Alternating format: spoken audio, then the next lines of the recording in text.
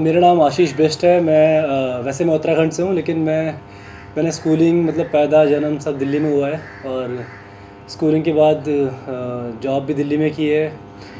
Acting करने का बहुत शौक़ था बचपन से, तो ऐसे जॉब करते करते दिल में एक्टिंग ही थी, तो एक दिन जॉब छोड़ी और मुंबई आ गए। जैसे जितनी आसानी से आप बता रहे हो उतनी आसानी से सब कुछ होता नहीं मुंबई। देखो हाँ, ये कहना बहुत आसान है। हम बचपन में मुझसे कोई पूछता था कि करना क्या है, तो मैं एक होता है ना कोई आंसर कि एक्टिंग करनी है, तो आसानी से बोल देते हैं। लेकिन जब 12th पास की उसके बाद हमने शुरू किया कि करें कैसे, तो पहला एक जहन में आता है कि वो एक रैम मॉडलिंग होती है, वहाँ से ही स्टार बनते हैं। नॉलेज उतनी होती नहीं है, पता होता नहीं है कि करना कैसे है।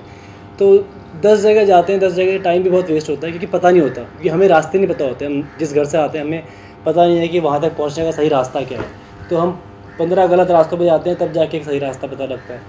फिर जॉब भी करनी पड़ती है, क्योंकि पैसा भी चाहिए, खर्चा भी चाहिए, तो वो सब कुछ एक साथ करना पड़ता है। जॉब कर रहे हैं, थिएटर कर रहे हैं, मॉडलिंग के ऑडिशन दे रहे हैं, फिर शाम को जॉब, सुबह जॉब, तो इस तरह से मल्टीटास्किंग हो जाती है। फिर वही लाइफ एक्सपीरियंस बन जाता है एज एन एक्टर। तो दिल्ली में मैं जॉब कर रहा था। उस टाइम पे मेरा एक दोस्त था, वो मेरे साथ काम करता था, तो उसने मुझे बताया कि उन्हें अपनी फ़िल्म का एक ऑडिशन ले रहे हैं। आई एम उनकी लास्ट फिल्म थी जो, तो मैंने उसके लिए ऑडिशन दिया था। मेरा हुआ नहीं, सिलेक्शन नहीं हुआ, बहुत ख़राब एक्टिंग की थी मैंने। लेकिन बस वही था, दिल में था कि करना है करना है करना है। मुंबई आया, फिर उनके टच में भी था, प्लस मैं बहुत सारे एड्स के ऑडिशन एड्स कर रहा था। और ऐसे करते करते एक दिन उन्होंने बोला कि मेरी एक फ़िल्म का ऑडिशन चल रहा है, तो मैंने दे दिया ऑडिशन।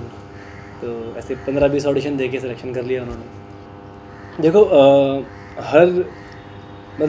हर एक का कामयाब कदम अलग अलग होता है। जैसे वो ना हमारी जो मैच्योरिटी होती है उसके हिसाब से हम उससे बताते हैं कि हमारा कामयाब कदम क्या है। जब मैंने मॉडलिंग शुरू की थी, एक्टिंग शुरू की थी, तो मेरे लिए कामयाब कदम ये था कि मैं डांस करूँ, मैं एक्शन फ़िल्म करूँ। लेकिन धीरे धीरे जब एक्टिंग को लेके, फ़िल्मों को लेके समझ बढ़ती गई, तो मुझे ये समझ में आया कि पहली फ़िल्म में अगर मैं गलत भी हो सकता हूँ, लेकिन जो मुझे लगता है कि पहली फ़िल्म में अगर मैंने, जैसे मेरे जितने भी नए लड़के जो बाहर इंडस्ट्री के बाहर से आते हैं और वो उस तरह की एक्टिंग करते हैं जो इंडस्ट्री में ऑलरेडी लोग कर रहे हैं, जैसे कि कोई सलमान खान सर को कॉपी करता है, कोई आमिर खान को कॉपी करता है, कोई हर एक हीरो को कॉपी करके एक्टिंग करते हैं, तो लोगों को लगता है कि ऑलरेडी सलमान खान, शाहरुख खान तो हैं, तो हमें नया नहीं चाहिए। तो ओनिर सर का मानना ये था कि आशीष, तुम एक्टिंग करो तो खुद की करो, प्लीज़ जितने भी तुम्हारे अंदर एक्टर बॉलीवुड के घुसे हुए हैं उनको पहले बाहर निकालो एज ए एक्टर, और जो तुम खुद करते हो रियल लाइफ में उसको निकालने की कोशिश करो, क्योंकि लोगों को तुम पसंद आओगे, तुम्हारे अंदर कोई और एक्टर नहीं।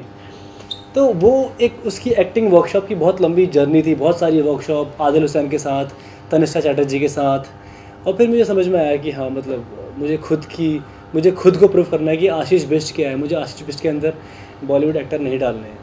तो ये एक बहुत अच्छी चीज़ मेरे को ओनिर सर ने सिखाई थी, और वो मैं ज़िंदगी भर लेके चलूँगा। देखो ओनिर की जो फ़िल्म है उसकी ख़ास बात सबको पता है कि उनकी फ़िल्म का एक उनकी अलग कहानियाँ होती हैं, जो कहानियाँ हमने नॉर्मली हम हर फिल्म में नहीं देखते हैं। उनकी हमेशा अलग कहानियाँ होती हैं जो हमारे आसपास ही होती हैं, लेकिन बड़ी स्ट्रॉन्ग स्टोरीज़ होती हैं जो हम देखना नहीं चाहते हैं, तो वो अलग कहानियाँ बनाते हैं। और मेरे अंदर मेरे ऊपर ये जब उन्होंने मुझे कहा कि आशीष तुम्हें हम फाइनल कर रहे हैं, तो एक बड़ी रिस्पॉन्सिबिलिटी आ गई थी, क्योंकि उस फिल्म से पहले उन्होंने सारी फिल्म में जितने भी एक्टर लिए हैं, बहुत अच्छे एक्टर लिए हैं, चाहे वो अनुराग बासु हो, अनुराग कश्यप हो, जूही चावला हो, मनीषा कोइराला हो, तो जितने भी एक्टर सूरी हों, जितने भी एक्टर हैं सारे बड़े अच्छे, एकदम बढ़िया, जिन्होंने बहुत सारी फिल्म की हैं, बहुत एक्सपीरियंसड हैं। तो मेरे ऊपर एक रिस्पॉन्सिबिलिटी थी कि मेरी पहली फिल्म, वो भी एक ऐसे डायरेक्टर के साथ जो नए एक्टर के साथ काम करता ही नहीं है, तो मुझे अच्छा ही करना था। तो इसके लिए मैंने सर को बोला, सर ये मेरी पहली फिल्म है और आप जो बोलोगे वो मैं करूँगा, जैसी ये वर्कशॉप बोलोगे, जितनी स्ट्रिक्ट वर्कशॉप बोलोगे, आप सुबह शाम जहाँ जाना है, जिसके साथ एक्टिंग सीखनी है आप बताओ, मैं जाऊँगा। इवन दिवाली के दिन, दिवाली थी और हमारी फ़िल्म का शूट चल रहा था, मैं घर नहीं गया था, क्योंकि मेरे लिए वो फिल्म इतनी इंपॉर्टेंट थी कि मुझे पता था कि इस फिल्म से ही मेरी लाइफ बदलनी है। अगर फिल्म में थोड़ा भी ख़राब किया तो मैं फिर वापस दिल्ली जाना पड़ेगा मुझे। तो ये सेम क्वेश्चन, किरदार क्या निभाते नजर आएंगे और शब किस तरह की फिल्म? देखो किरदार मेरा ये है कि एक लड़का है, छोटे गांव से आता है बड़े शहर में, बड़े सारे सपने लेके आता है कि उसे बड़ा मॉडल बनना है। लेकिन वो उन क्या होता है, जब छोटे शहर से आते हैं तो आप एक छोटे गांव को छोड़ के आते हो, तो एक बहुत बड़ी रिस्पॉन्सिबिलिटी होती है कि आपको शहर में कुछ करना ही करना है, वो सपने पूरे करने ही करने हैं। उन सपनों को पूरे करने के चक्कर में, उसके पीछे भागने के चक्कर में हम किस तरह से रास्ते चूज़ करते हैं, वो रास्ता गलत है या सही है, हम अपनी मासूमियत को खोते जाते हैं। हम जो है नहीं वो प्रिटेंड करते हैं। जैसे कि हम किसी एक सोसाइटी है, फैशन वर्ल्ड है, उसके अंदर हम दिखाते हैं कि हम छोटे शहर से नहीं हैं, हम तो बड़े शहर के हैं, तो हम फेक बनते हैं, अपनी इनोसेंस खो देते हैं, गलत रास्ते चूज़ करते हैं। तो क्या उन सब को चूज़ करने के बाद भी उसके सपने पूरे होते हैं? नहीं, वो तो आप फिल्म में देखोगे। और फिल्म की कहानी यही है कि हर एक अलग अलग शहर से आता है एक बड़े शहर में अपने सपने पूरे करने के लिए, फिर उन सपनों को पूरा करने के चक्कर में कैसी भीड़ में वो भाग रहा है, और क्या वो सपने भी सही हैं या नहीं है, वो भी उसको बाद में रियलाइज़ होता है कि हाँ यार, ये जो मैं कर रहा हूँ शायद ये मुझे नहीं करना चाहिए, शायद ये मुझे करना चाहिए। तो वो जो डबल लाइफ जीते हैं ना हर कोई इंसान अपने सपनों को पूरा करने के लिए, लाइफ को जीने के लिए, तो उस डबल लाइफ का पर्दाफाश किया है इस फिल्म। मेरे तो बहुत सारी सीन्स उनके साथ हैं, मतलब कैसा एक्सपीरियंस रहा रवीना से, क्या सीखने को मिला? मैं देखो क्या होता है, हम जब एक्टिंग सीखते हैं, जब हम नए एक्टर होते हैं, एक्टिंग सीखते हैं, तो हमारे खुद के एक लॉजिक होते हैं और हम बड़ा ज्ञान देते हैं, देखो एक्टिंग ऐसे मैंने सीखी है, मैं बता रहा हूँ ऐसे एक्टिंग होती है, ऐसे नहीं होती है एक्टिंग। लेकिन जो सालों का एक्सपीरियंस होता है, अगर उनके साथ बैठते हो तो आपके सारे लॉजिक ख़त्म हो जाते हैं। फिर आप उनसे ही पूछते हो कि मैम आप मुझे बता दो मैं कैसे करूँ मैम। तो रवीना मैम के साथ काम करने का एक्सपीरियंस ये था कि वो एक तो कभी उन्होंने मुझे ऐसा फील नहीं होने दिया कि मैं एक नया एक्टर हूँ, या मैं किसी बाहर के शहर से आया हूँ, बाहर किसी इंडस्ट्री के अंदर से नहीं हूँ। तो मुझे ऐसा लगा कि यार मतलब कोई इतना बड़ा स्टार आपको इतना फ्रेंडली बात कर रहा है, तो मेरा डर ख़त्म हो गया एक्टिंग कर रहा हूँ उनके सामने। उन्होंने ऐसा फील नहीं होने दिया कि वो एक बड़ी स्टार है या मैं एक नया एक्टर हूँ। और दूसरा क्या कहते हैं, कभी भी मैं उनसे पहले पूछूं कि मैम ये सीन मैं कैसे करूं, उनको समझ में आ जाता है कि आशीष को थोड़ा सा यहाँ पे समझ नहीं आ रहा है, तो मुझे खुद ही बोलेंगी आशीष देख इस सीन में तेरे को ऐसे वॉक करनी है, मन में ये सोच कि ऐसा हो रहा है, फिर उसको वैसे रिएक्ट कर। तो वो छोटी छोटी चीज़ें है ना, वो इतना अच्छा लगता है कि एक बड़ा एक्टर आपको समझ के बता रहा है, मतलब वो कितना टाइम देती होंगी मुझे ऑब्जर्व करने में। तो उतना टाइम देना एक बड़े एक्टर को, एक नए एक्टर को, एक बहुत बड़ी बात है। तो सीखने को ये भी मिलता है कि अगर आप एक्टर बड़े बन जाओ तो नए एक्टर को जो बिल्कुल नया है उसको सपोर्ट करो। Okay, in one line working with Raveena Tandon, मेरा बहुत ही अच्छा एक लर्निंग प्रोसेस था उनके साथ। मैंने ये सीखा है कि आप बहुत हम्बल, बहुत स्वीट, बहुत ऑनेस्ट, डाउन टू अर्थ रहो हमेशा, और हवा मत लगने दो, पतंग की तरह उड़ो।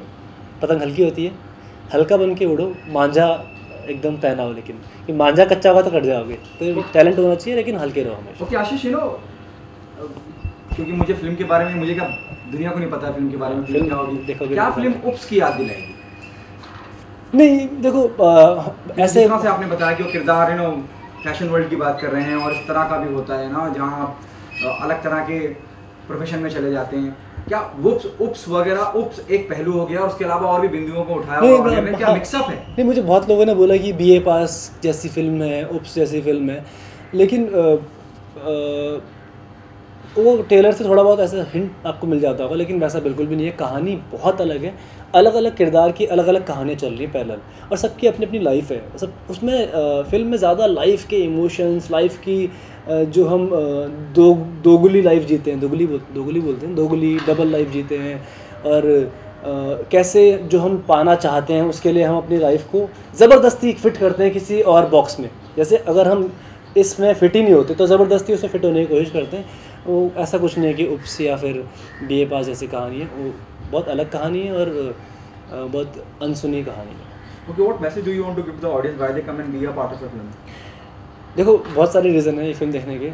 ये कहानी ऐसी है जो आप सुनना चाहते हो और आप देख नहीं पाते सिनेमा में। एक अलग तरह की कहानी है, और इसमें एक नया लड़का है जो आपके बीच से निकला है।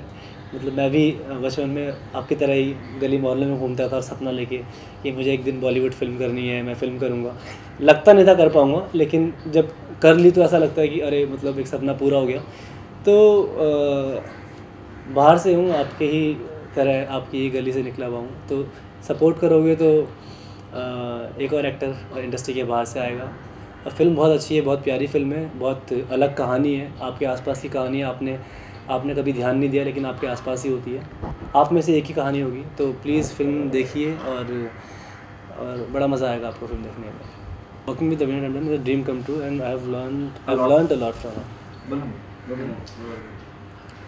See, working with Raveena Tandon is a dream come true, and like I've learned a lot from her, so much. Shoot चल रहा था इसका एक मिनट ना, इसका साउंड निकाल। तो मेरा बर्थडे था और फिल्म का शूट चल रहा था उस दिन। तो सबको पता था कि बर्थडे, लेकिन वो होता है ना शूट का टाइमिंग होता है, तो वो टाइम तक शूट ख़त्म करना बहुत ज़रूरी होता है क्योंकि आपने परमिशन ली होती है वहाँ की। तो केक वेक सब ला के रखा, लेकिन केक काटने का टाइम नहीं है और 12 बजने वाले। रवीना को पता लगा कि आशीष का बर्थडे है और सीन चल रहा है। अरे रुको रुको, सीन रुको, आशीष का बर्थडे बताया नहीं, केक लेके आओ, पहले केक काटो इसका।